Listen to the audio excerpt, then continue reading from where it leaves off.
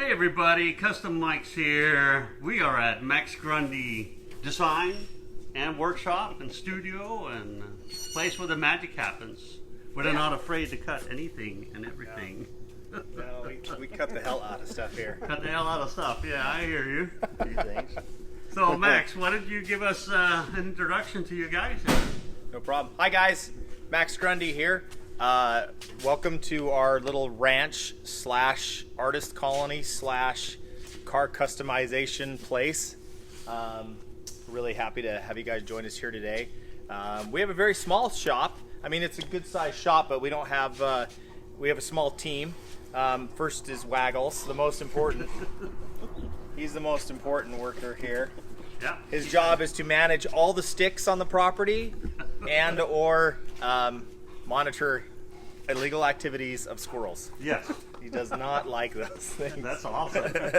Yeah, you have quite a few little watchdogs, so Yeah. to say. So Yeah. we'll meet Some of them are going to be removed, Yeah. thanks to your advice. Yeah.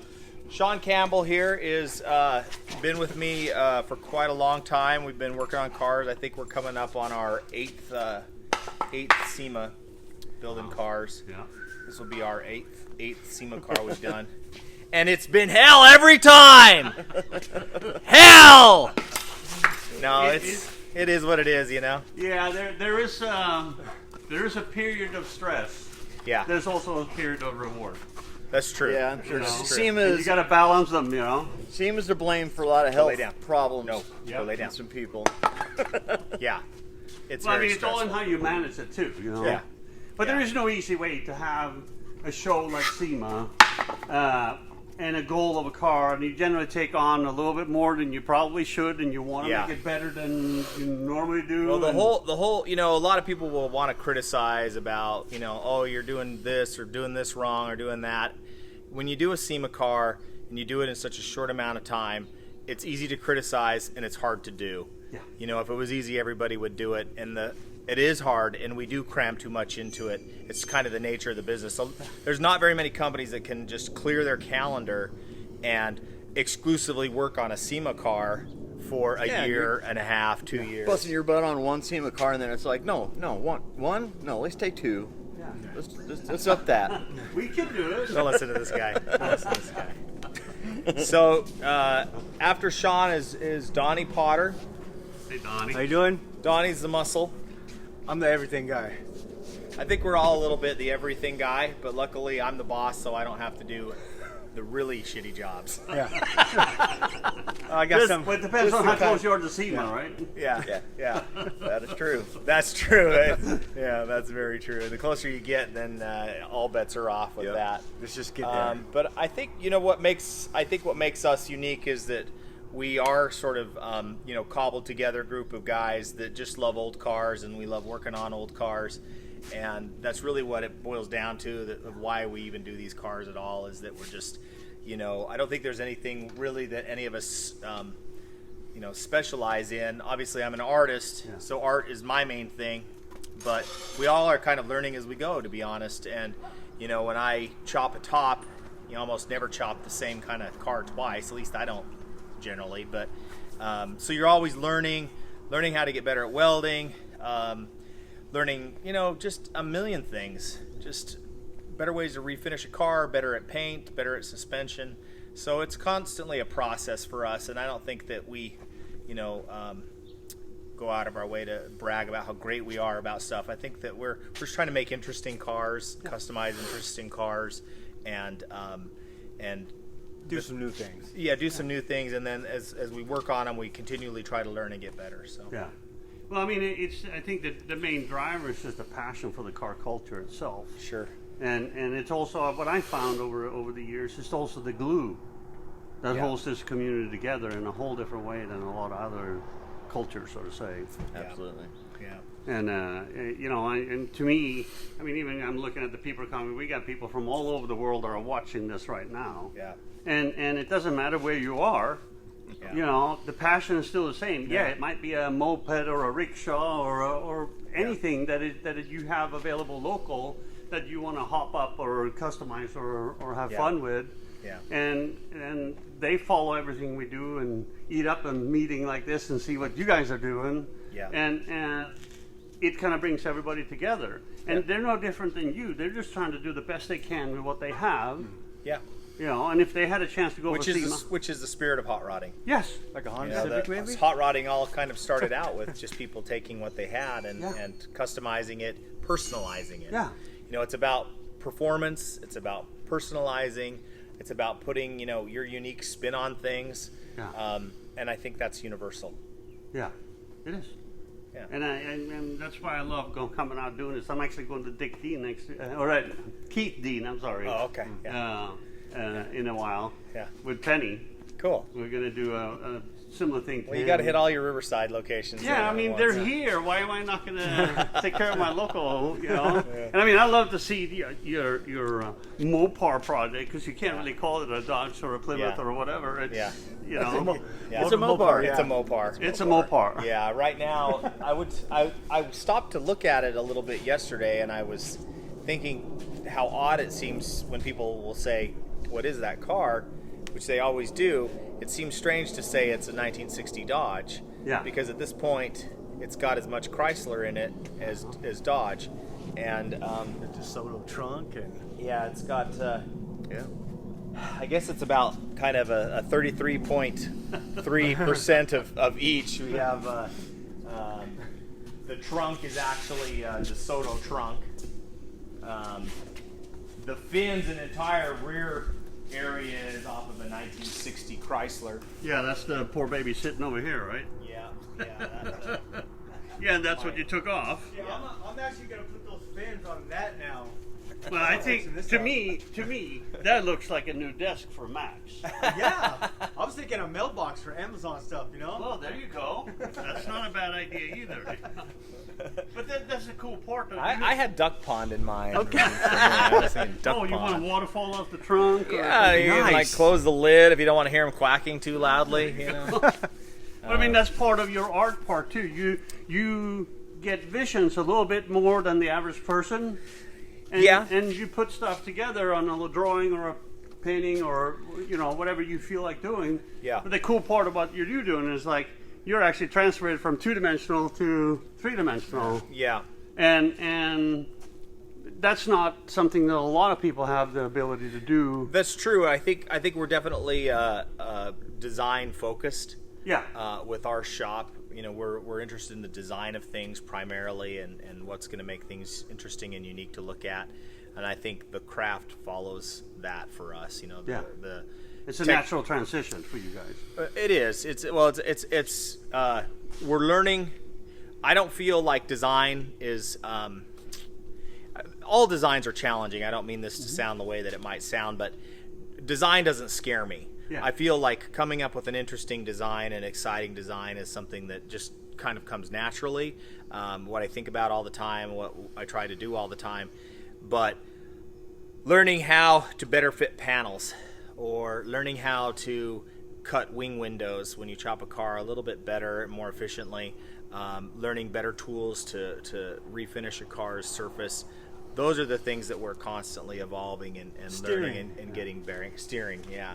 But Yeah, that's another- Donnie is, you know, for instance, you know, we're kind of, we're learning as we go always, Yeah. you know, and maybe everybody feels that way, but we've been doing SEMA cars now for 8 years, and I've been around old cars my whole life, but this year, it's the same as it's always been in that we were learning a ton of new stuff. Yeah. We're learning a ton of new stuff with this particular project. Even when we've done finned cars before, we've never put, you know, such a radical, you know, cutting up. I mean, I got to tell you, I would never normally do this to a car. Yeah. I'm not the kind of guy that would just cut the hell out of a car just to do it. Like you, I feel like you can get by more with a little bit less. Yeah. You know, being extremely radical has never been my thing. I feel like a couple well-planned modifications goes further than cutting and reshaping every panel. So this has been a really challenge, I think, for all of us, me especially, in that it's a whole lot of different things coming together. And even though it's all 1960 Mopar, they all share commonality between them. But they're not equal. They're not equal. I They're not know. equal. Fuck, I mean, the thing we learned just 2 days ago is that, you know, I've always been told that the doors on all these 1960s are the same. Yeah. And they're not. Well, they fit the same hole. This is the same hole shape Yeah. of doors, but we learned that the stamping on the doors is different. Yeah. This door on the inside is not the same as that. They look identical. Yeah. If you look at them, and the slight variation is that in the Chrysler door, the Chrysler door comes back further. So there's a slight variation in the stamping on just the inside of the door. It's only about a quarter inch. Yeah. Is No, that it's a about hardtop 3/8. door or a convertible door? What's that? It's a hard top door. Yeah. So this was the original doors. These were the original Dodge doors for this car. Okay. I see what you're saying. And then we put the 60 Chrysler doors on. But we just assumed that, you know, why would they have two different stampings Yeah. for the inside of all things? It's strange. Yeah. But Mopar did some strange things like that. But I mean, most car companies did some strange stuff like that. Yeah. So I have to assume that the insides of these would have been the same on a DeSoto and a Chrysler, and then the different inside guts would have been different on a Dodge and a Plymouth. Yeah. And then But sometimes they do weird things for weird reasons. And I mean, a lot of times the doors are different on a convertible and a hardtop. right, that's Because true. they have different windshield heights. They might have different windshield angles. That's true. I know. One thing like, interesting you bring that up is that the windshields are interchangeable on a lot of these cars. Yeah. Starting in 1960, I can never remember if it's 59 or 60. Some forward look people out there might correct me, but I believe it started in 1960. This hole shape for the window. So in 1960 and then up is the same windshield. So 60, 61, 62. But if you had a convertible, it carried on, I think, up to like 64. Okay. Because they Yeah. learned that having the more bulbous windshield Yep. was a better wind flow for the convertible. Yeah. So little things like that we learn along the way that are interesting that, you know, they modify depending on the type of car. It came out of the factory just a little bit differently. But also, you got to look at the other side of it too. A radical project like this, when done, even though you run into some of those challenges, sets you apart in a different way. You may have done 8 cars, Yeah. not as radical. Well, Yeah. some of the stuff you do are radical beyond belief, Yeah. but this one is a step in a new direction for you, and it's an Yeah. exercise that Yeah. makes your whole team grow. Yeah, absolutely. I think, you know, you have to be willing to step into that uncomfort zone. Yeah. And I mean, I feel like we do that pretty much every day. We are always kind of venturing into something that's new and a little bit scary, but we're not ones to get scared by doing something that's new and different. Yeah. So we feel like we're happy to take that on. But I think that it is exciting to think that you're doing something that hasn't been done before. Yeah. And I'd never seen you know, fins swapped on a car like this. These cars are rarely ever chopped Yeah. or customized for that for that matter. And for me, they're just rolling works of art. I mean, the forward look era from Virgil Exner. Eisner, yeah. Virgil He had a vision. Exner, yep. He had a vision. Yeah, he was really interesting cars. And there's just something about the cars that were manufactured in the late 50s and into the early 60s. There's this kind of moment of all the 50s cars and, you know, into the 60s where it's like they're definitely still 50s cars. Yeah. You know, this is definitely a 50s car, even though it's a 1960. It's styling, but it's very specific take on a 50s car. It has a very skinny body, the big fins. You know, they're very, very space age. And there was just this short time that they did that. And for Mopar, you know, it was really revolutionary that they started doing these style cars back as far as 57. Yeah. So when the 57 Plymouth came out, it was extremely radical to have such a skinny body car and such a minimal roof. Where if you compare that to a Chevy, I mean, a 57 Plymouth makes a 57 Chevy just look like a tank. Yeah. And don't get me wrong, a 57 Chevy is a great car, an iconic car. But when you compare the styling cues, Mopar was so ahead of the curve, and GM didn't catch up with them for 2 more years until '59, where they started skinnying out the bodies, making the lower roof lines, more space age design. So for me, these cars are really interesting because they captured this really unique, special moment in time where there wasn't cars really like this, you know. And then in '62, they cut the fins off. Most of the stuff lost the fins altogether, or they had very small fins. I love these fins. They're interesting, aren't they? They're the sexiest things you ever. Well, they're neat because you look at them from the side, and it's like they're not straight. They're almost sort of organic looking. You know, if you look at them, you know, down here, it's like, you know, like the way. This is like the way a wave would crest or something. You know, it's not a straight line. And then if you look at the shape of the fin, it also bows this way too, which is really interesting. So, and the 61 was like that too, right? Yeah, the 61s had similar fins. Yeah. But their fins terminated in the door, like they stopped there. But the neat thing about the 60 is it continues all the way down. So, on this car, we swapped out the doors. And put the 60 Chrysler doors on, which if you compare them to the Dodge, you know, it's quite a difference. The Dodge, you can see, is very smooth.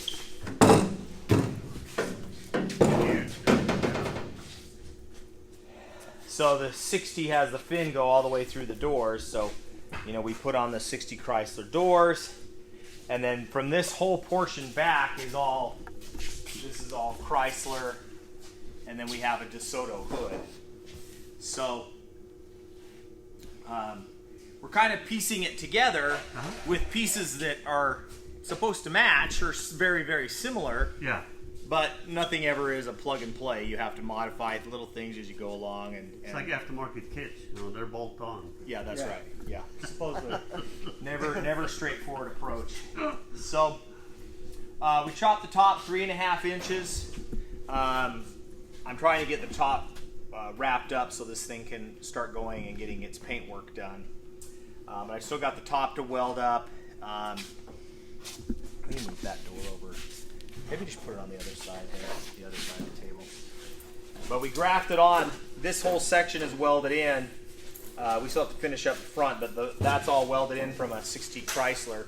So it was able to carry the fin into the front fender. Yeah, and I saw you have the ends right here. Yeah. Yep. Mm-hmm. You know, working on those to transition into. Exactly. Yeah. So the ends, they went on here. Yeah. But the Chrysler actually had longer front fenders than the Dodge, so that gets into a whole other weird Mopar thing. But there's a ton of interesting things about these cars. I mean, I would really hate to bore your viewers with all of it, but you know, the Chryslers and the DeSoto of this era tended to be a bit bigger car, more of a luxury type car. Yeah. So you learned that they had different size wheel wells, and the tunnels over the rear ends were bigger on those cars. So the Dodge and the Plymouth were a little bit more of a kind of a, I don't know if I'd say economy, but they were a smaller car, you know, a more slimmed down car. It's kind of like the Buicks in the late 50s. You know, we did a 57 a long time ago, but then he wanted Roadmaster taillights on his special. And so he bought a set of Roadmaster taillights, and I go put them up, and the Roadmaster is 15% larger than the special and the Century. Wow. You know, so we had to raise the fin and widen the fin in order for the Roadmaster taillight housing to work in the back of the special. You know? So there's more than one brand that's doing that type of stuff. Absolutely. They even did it in GM trucks. We learned that the grills were not interchangeable with a lot of the General Motors trucks. You know, you would think that they of all place would be the plug-and-play parts where one grill fit everything, but they didn't do that. You know, if you had a cab-over grill, the cab-over grill wouldn't work in a regular pickup. They're different sizes. The cab-over pickup is bigger. So you learned that with the 50, right? Yep. Yeah, we learned that with the 50, and it's just funny to think that that they would create a whole new stamping over making each tooth an eighth of an inch bigger. Yeah. You know, so but they did do that sometimes. You know, and but they were competing divisions, so they all wanted to set themselves apart from the. That's true from each other within it. Yeah, you're right. And you know, I mean, I worked for Metal Crafters for a while, and we had designers coming in from multiple brands, and you know, both the internal competition among the designers and in between the brands were clear. You know, and I was fortunate enough, this is back in the late 90s, to see when, you know, I mean, they threw $2 million at the Chrysler Phaeton. You know, the one with the lift top goes back to the trunk. And right. You know, not a car that I would build, but, you know, they had Riley and Scott engineer all the suspension, to do the stuff for the Formula One. They cut two motors apart and welded together, made laser welded together blocks and stuff to make a V12. Wow. And the designer had free reign. You know, they'd come and it's like, oh, I don't like that, do this, do that, and you know, and all the way to just short runs. We built Bentleys for the Sultan of Brunei too, for Rolls Royce, and you know, that was a whole different experience. You know, but the design portion of it's really interesting. You know? Yeah, it is really interesting. It's fascinating to see the drive between people and motivations between the different divisions within the companies, and it is very interesting. And following those styling cues has always interested me. You know, how Buick will have certain motifs for so many years, and it carries them. You know, not just the portholes, which is very Buick, but also the side sphere. They kept that well into the 60s. Oh yeah, I love and that. It's always interesting to see those sort of motifs that carry on. You know, I'm always intrigued at that. The progression of design is always something that's fascinated me. Yeah. So. And building the car, you learn it better than most people ever understand it, because they just see the cars go by. Yeah, you do tend to learn it the hard way, I think, by going in there and actually putting hands on into it. Yeah.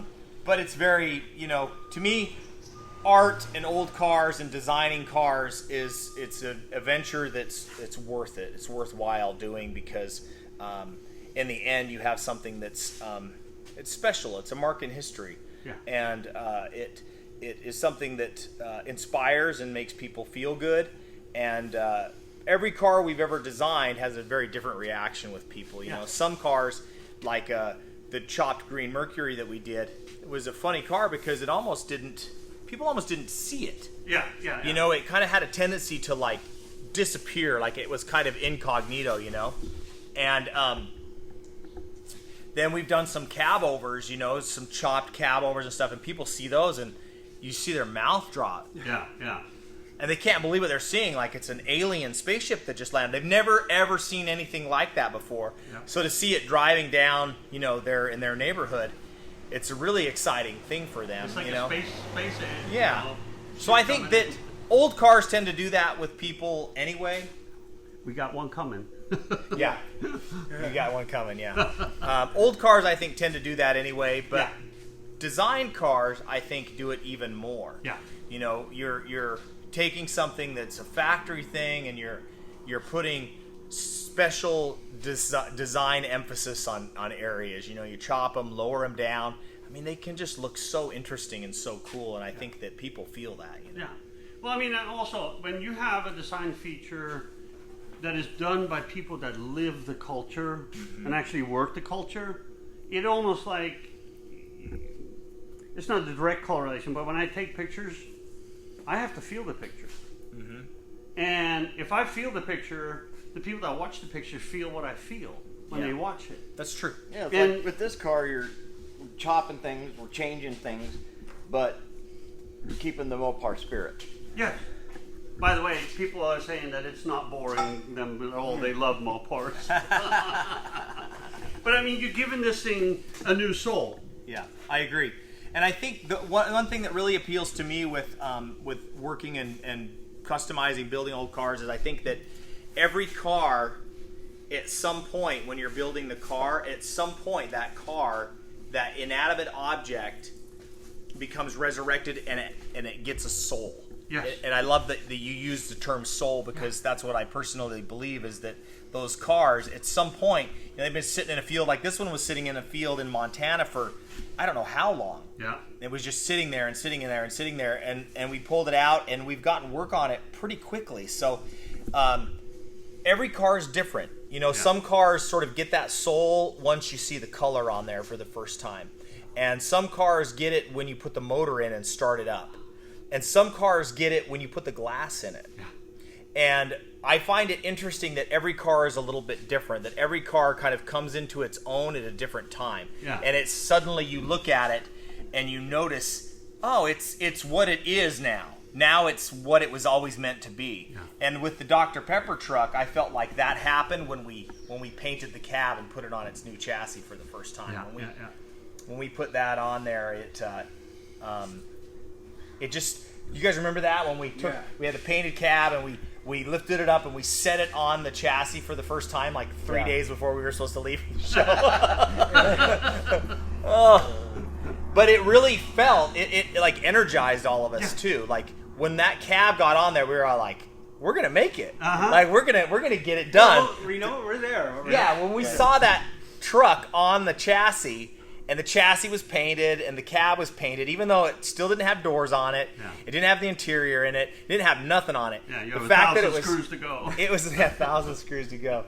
Yeah, it still felt like it was what it was gonna be. Yeah, and that like amped us up for the next few days. It became right then. For me, I thought when we put the wheels and tires on, but I was like, man, okay. But then when the cab was sitting on there, and then you could kind of see what it was going to be. Yeah, it was kind of a combination. It was like getting the wheels and tires on there, the wide whites, and then getting the cab on. You're right. That was. But it's almost like I don't know. It's you're breathing life into something that was dead, and it at some point it connects with you. Yeah.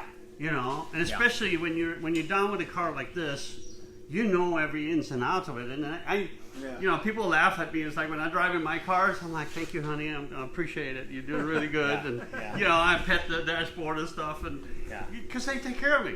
Yeah. And I'm getting goosebumps right now because it's just, I love that part. And Mini Merc, the wagon I'm doing. Yeah. I built the wagon in Sweden in the 80s. Oh, wow. And, long story short, it ended up being crushed and I've had that car in my head ever since then. And I've been collecting parts for like 30 years. And the car finally showed up about 10 years ago for free. Okay. When I had all the parts, I even had the motor and trans that I took out of my Camaro 8 years ago or 5 years ago. Anyway, I finally started it about 4 or 5 months ago. And that's when she got me. That's when it's like, I'm standing and I'm, whoa! She runs.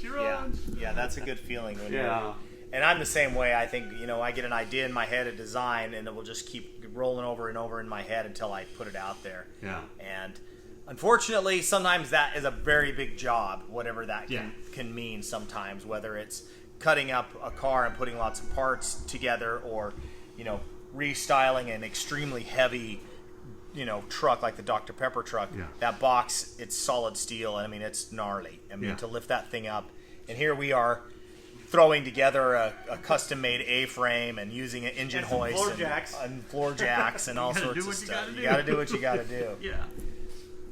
And that's the thing. You building these cars in a hurry can really kind of crush a lot of people, and really, it's hard for people to get through it. But we've learned that you just you try to stay as organized as you can. Yeah. You package all your parts when you're taking them off, and that really helps coming back together when you have to come back together in the end. So organization and planning, but also staying diligent to getting the work done, because a lot of people will say, and we've had people like that work here who say, oh, it won't get done, it's not going to get done, and they don't work here anymore. Yeah.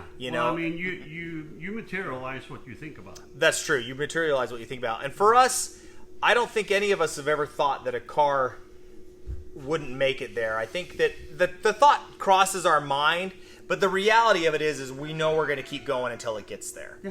And you know, so not making it has never ever been an option for us.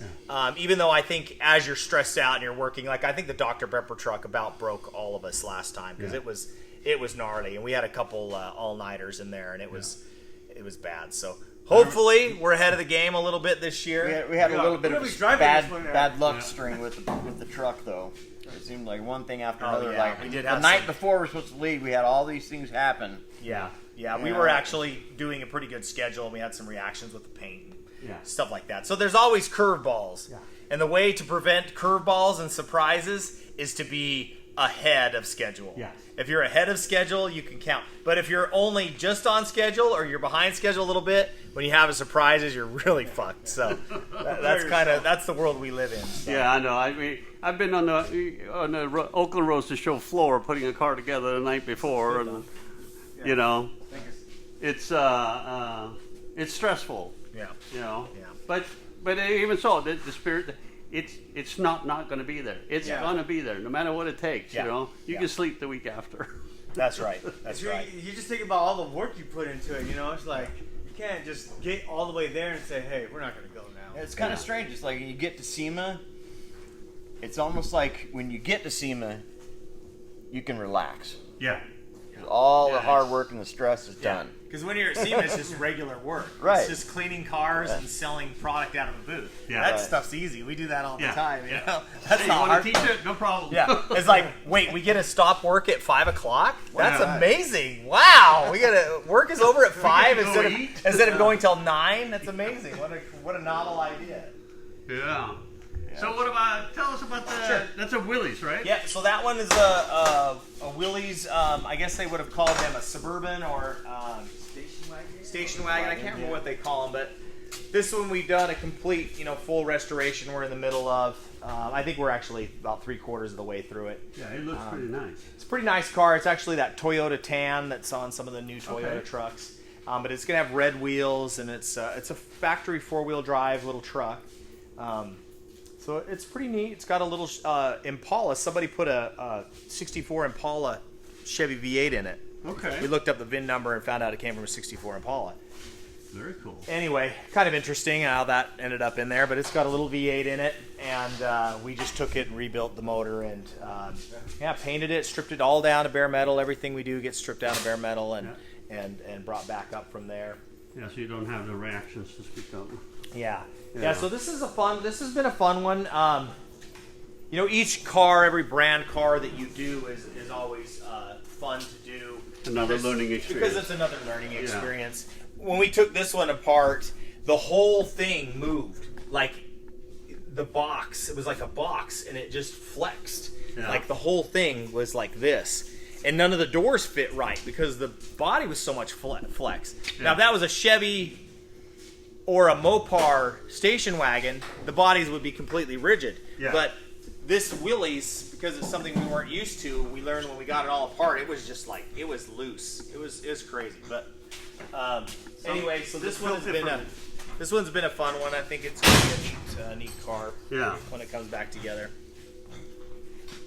We got our little visitors coming in. That's all right. I saw them earlier. Yeah. I actually worked at a shop in Gothenburg that was called the Pink Swede. Or Pink Service, I'm sorry. Okay. And you walk in there, and they had a 250-pound pig as a damn guard dog walking around in the shop. So yeah, ours aren't quite 250 pounds. but you're working on it though. They're converting vegetables into bacon, right? Yeah, that's right. Come here. I hear him. Come say hello to your Oh, fans. there he is. Look. There he is. Look. Come here. Come here. Come here.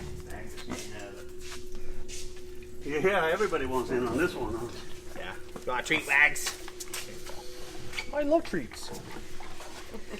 And then flatbed going right here. Yeah, this one, it's got a few parts on it from the Mopar, but this one is a 1949 GMC that we have been working on. It's sitting on a 1988 Chevy dually chassis. Uh-huh. So we fit the flatbed and fit the cab to this. Actually, Donnie did a crap load of work on this because getting this to mount down to the chassis was a lot of work. Yeah, I bet. The interior is pretty much done. It just needs carpet, and we got to install the gauges, the headliners in, and It looks fantastic. Thanks. It's dusty, but it's coming along. Yeah. We wanted to go with kind of a patriotic theme on this one. You know, what's more American than a classic, you know, Chevy truck. Yeah. You know, and so we wanted to have kind of a red, white, and blue theme Yeah. with it. And I think we'll probably do some hand lettering, some brush lettering on it.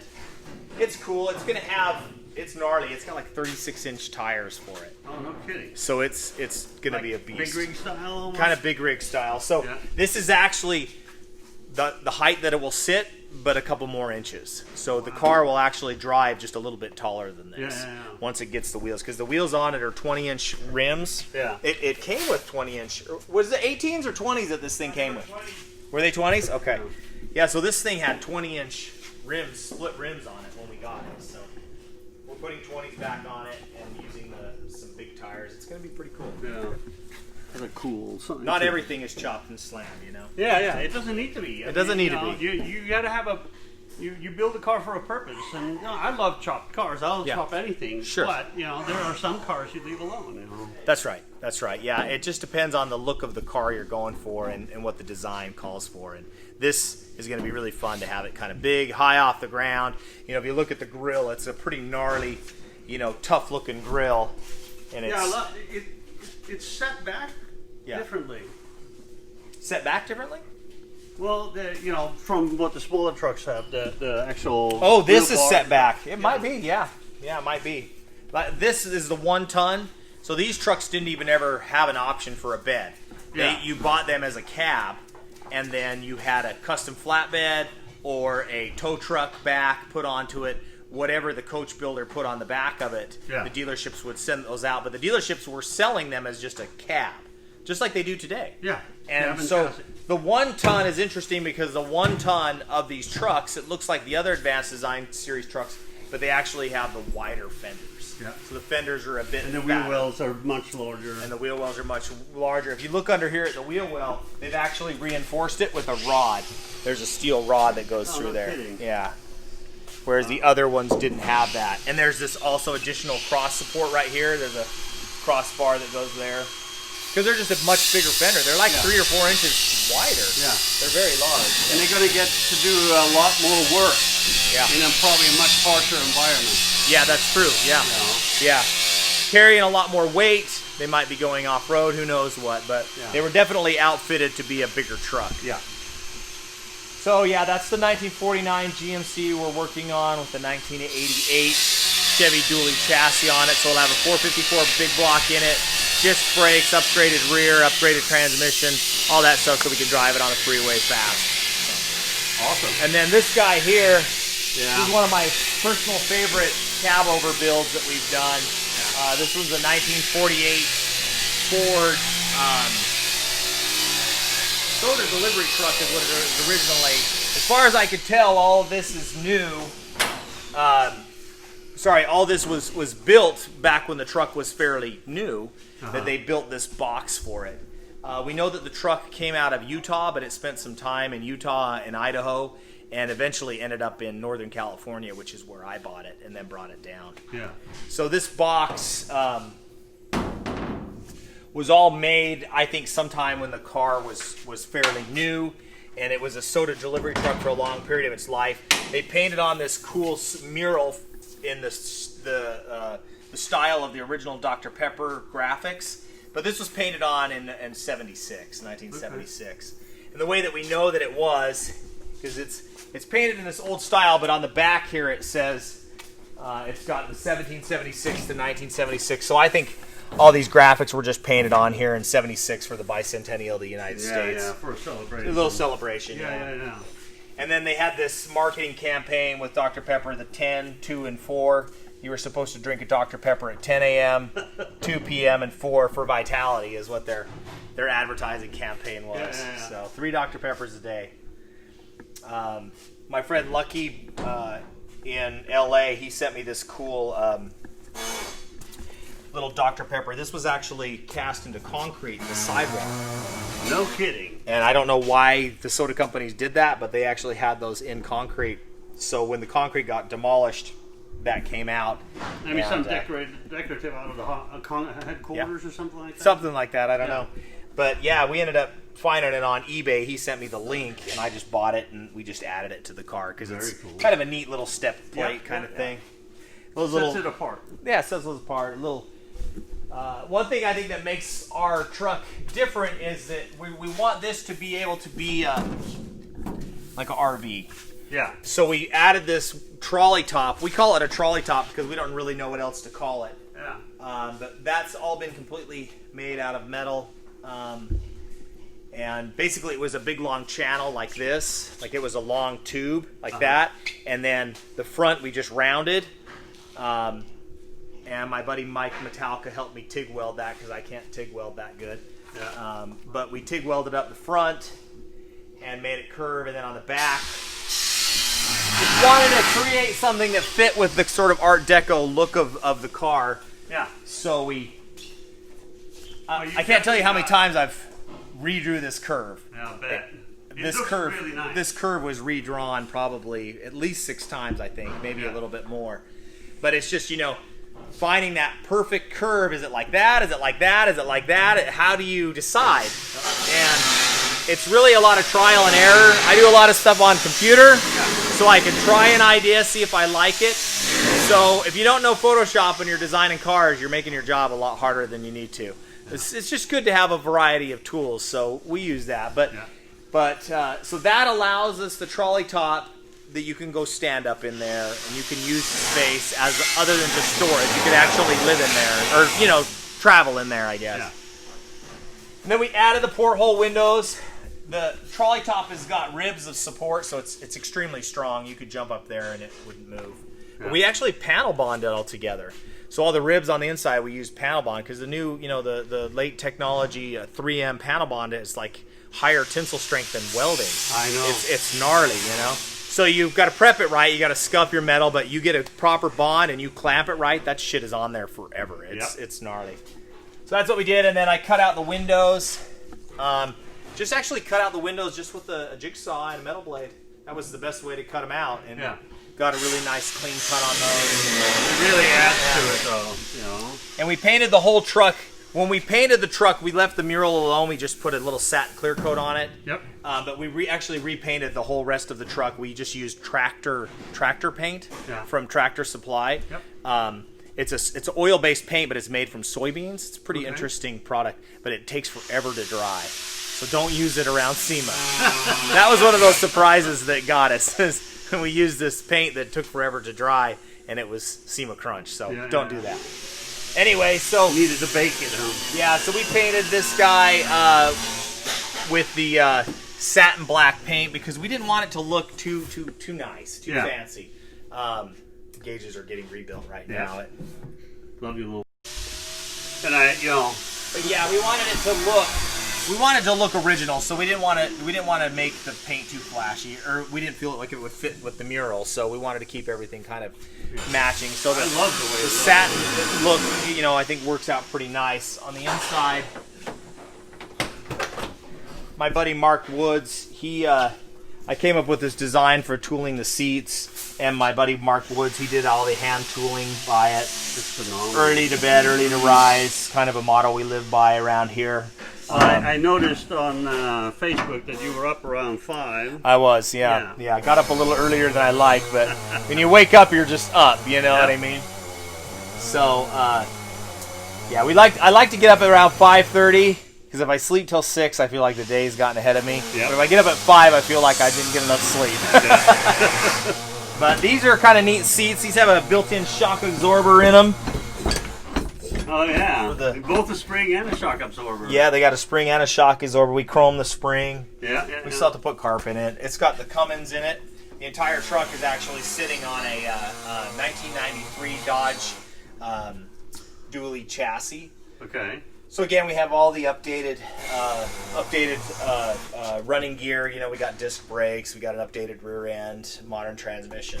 This is our first, I guess it's our second build with a diesel motor, but we've never done a Cummins diesel motor. So the neat thing about the Cummins motor is it fits really well in these trucks because they're narrow and long, kind of like the stock straight 6 would have been. Yeah. So this truck originally had a straight 6 flathead in it, And surprisingly enough, the Cummins motor is almost the same, very close to the same dimensions as the motor. So it makes the swap. So it makes the swap a lot nicer. We had to move the floor because of the turbo. Yeah. But if it wasn't for the turbo, it would have been almost a direct swap. So pretty interesting. Cab overs are tough in that you always seem to be fighting not having enough room. Yeah. But they also sit kind of high on the chassis, so there's a lot of room underneath them, but just not always in where the motor is at. Yeah, exactly. So it's an interesting problem to solve. I remember these from Facebook. We were asking which design, how to cut them. And you had like 3 or 4 different versions. Yeah. Billet Badges did these, and I think Billet Badges ended up deciding on the final design. We decided just to leave my name off there because it had a nice, clean look to it, and I think people associate us with that gas mask now. Without us having to say my name to it. Yeah. This chop, one thing, I never chopped a Ford before. I've never chopped a Ford truck before.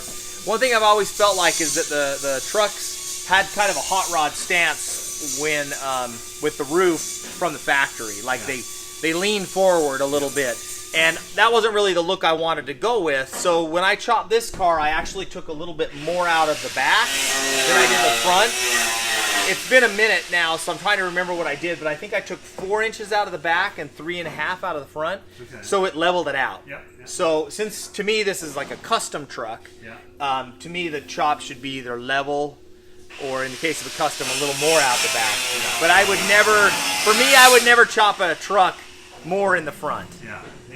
I just wouldn't do that. Yeah, neither would I. Not that I have anything against hot rod trucks or anything, but just to me, a truck of this era is more of a custom kind of thing. So, and it wouldn't go with a box either. If you I need the agree. Direction. Yeah. The flat was perfect for this to match up with the box. But the thing I always fight with is, learning, like, how do you level things out?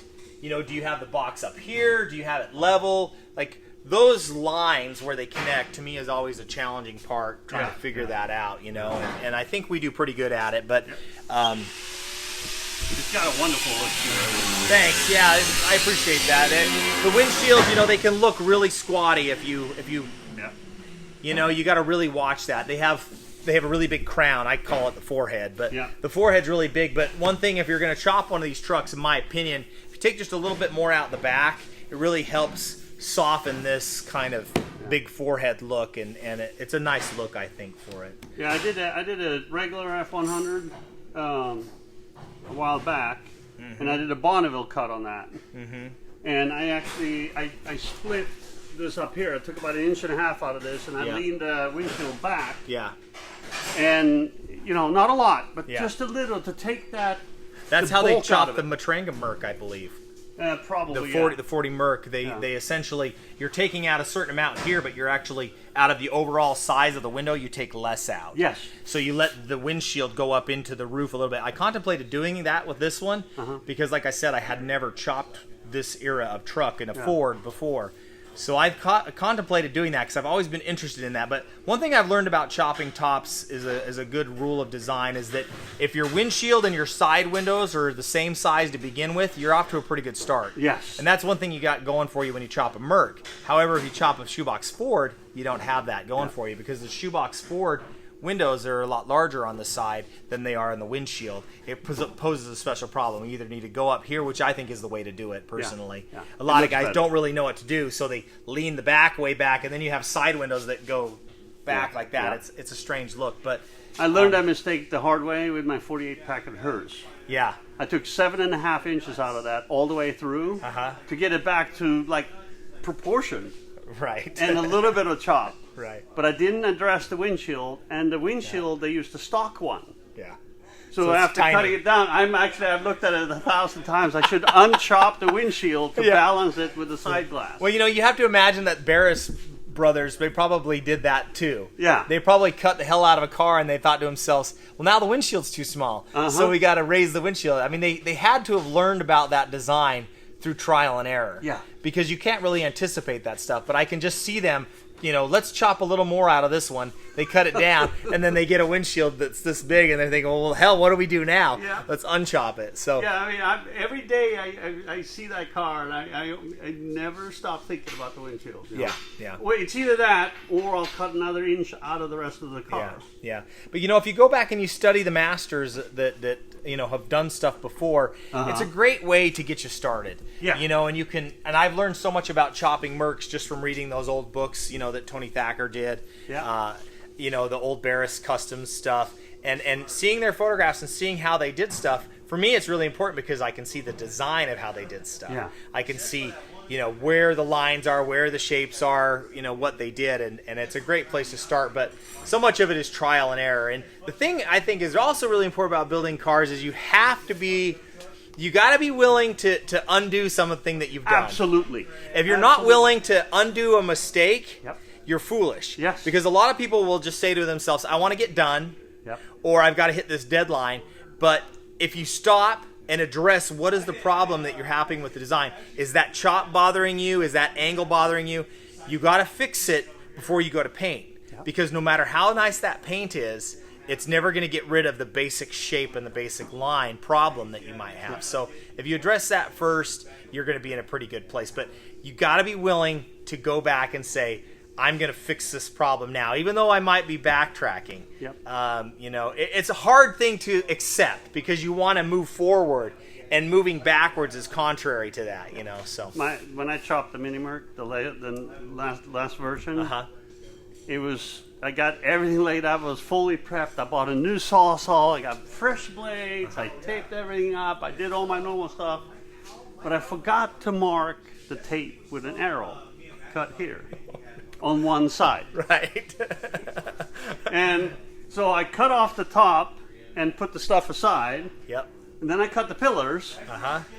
And I put the top back on, and it looked radical. It was like, wow, that looks really good. And I'm like, but I didn't mean that much. And I walk around to the other side, and I put the other top half on. It wasn't cut as much. There's an 1.5 inch difference. Oh my gosh. And I'm just like, what have I done? Yeah. And it was the 1.5 inch tape that I cut the wrong side of. I know. So I had to cut a piece out of the pillar and do the doublers and all that stuff to regain the strength and move it back up. But that was hard to do. And most people would just say, I'll just cut another 1.5 inch off the other side. And That's right.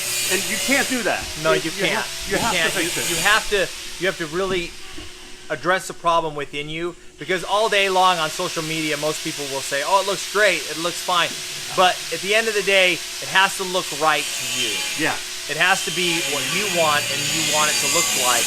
Because if it does, it won't matter what anybody says. If you believe and you know that it looks right, there's not really anyone that can make you feel differently about that. So the other thing too is that you have to.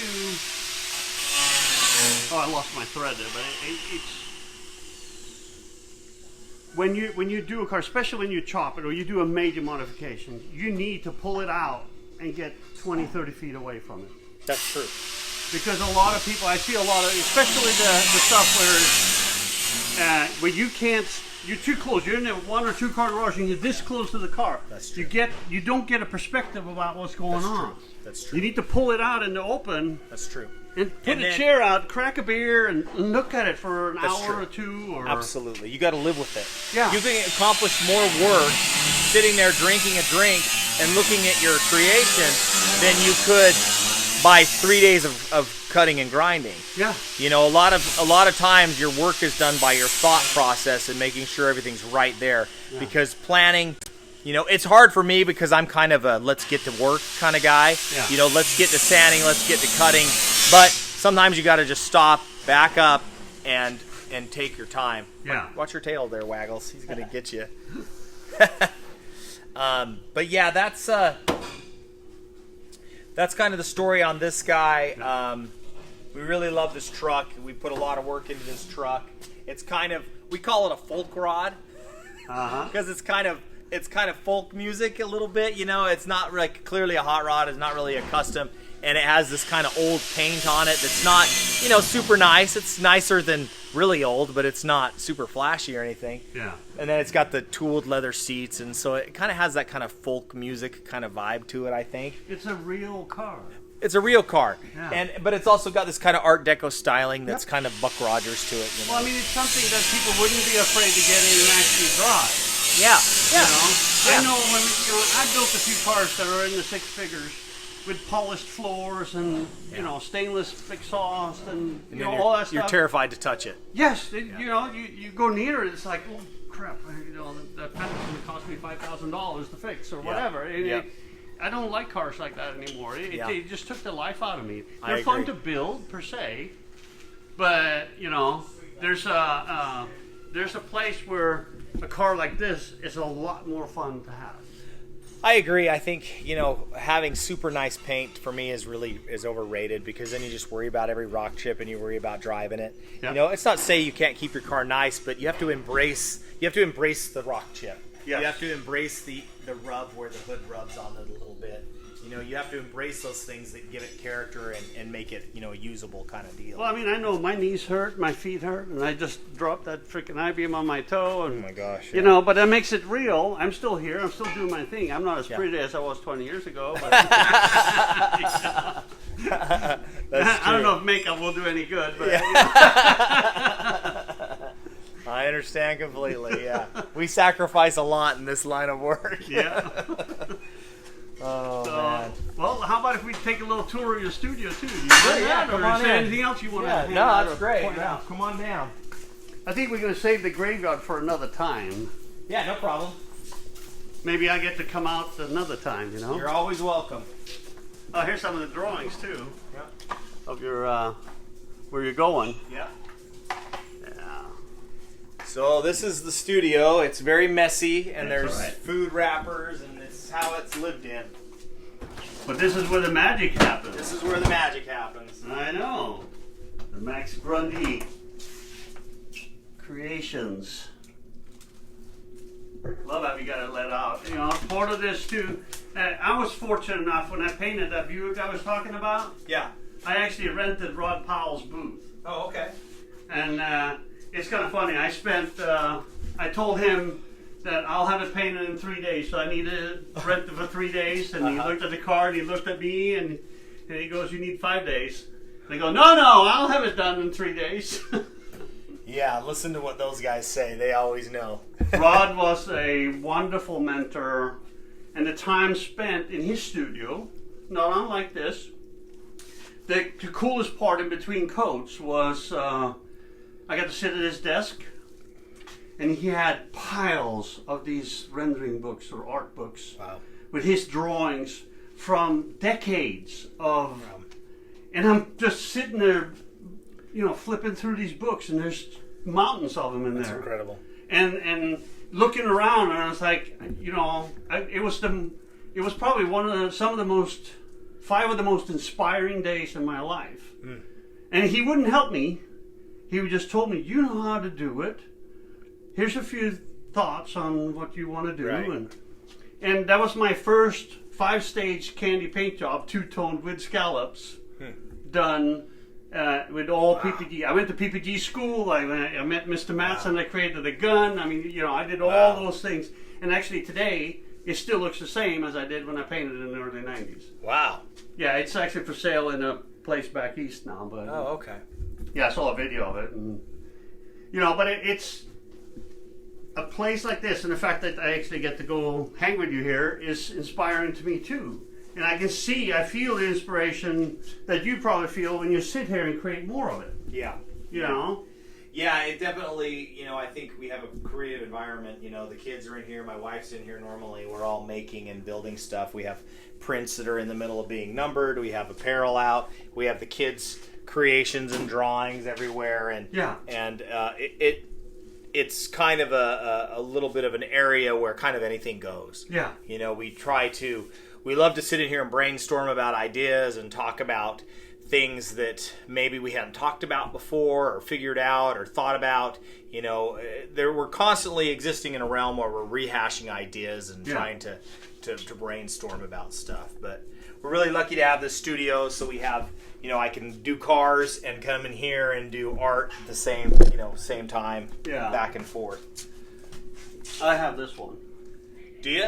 Oh, okay. Nice. Torgny, my friend Torgny, the customizer from Sweden. Oh, okay. Yeah. He sent that one to me. Oh, okay. Cool.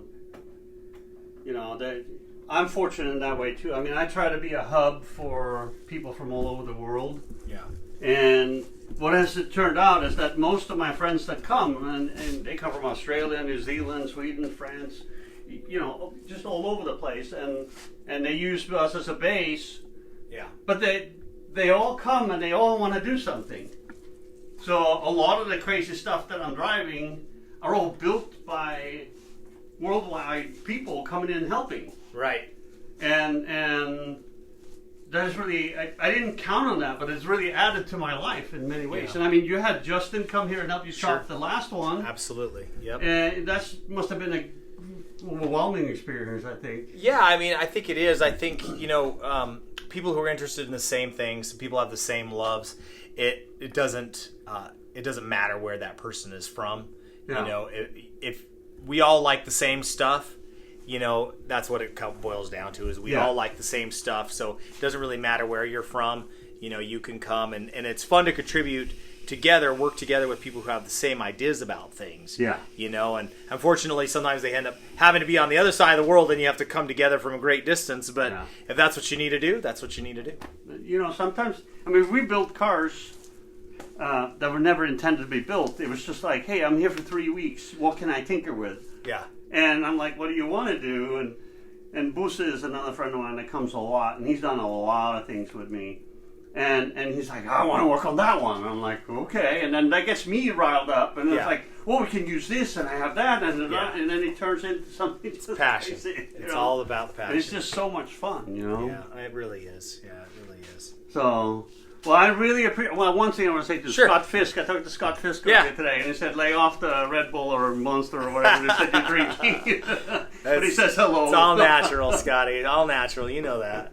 But yeah, I really appreciate the opportunity to come here and hang out with you for a little bit and see the stuff in real life, so to say. And I'm hoping that we can come back in the future sometime. Yeah, and I want to tell your viewers that you're always welcome to come by and visit us. If you want to stop by and see our shop, come by and see the artwork. You're always welcome. I'm on Instagram. I'm on Facebook, Max Grundy. Just message me, and you're always welcome to pop in for a visit. Yeah, so those two are the best places for them to reach you? Yep. Yeah, you can email me, info@maxgrundy.com. Facebook, Instagram. I think that's the only ways to really reach out to me. Well, that's where I got you. Facebook was the easiest. Yeah, I do check my messages occasionally. So yeah. All right. Well, thank you so much, Max. Thank you, guys. Really appreciate it. Thank you so much. Thanks, everybody. Yeah. Thanks, everybody. Love you all. Thanks for hanging the custom mics. See ya.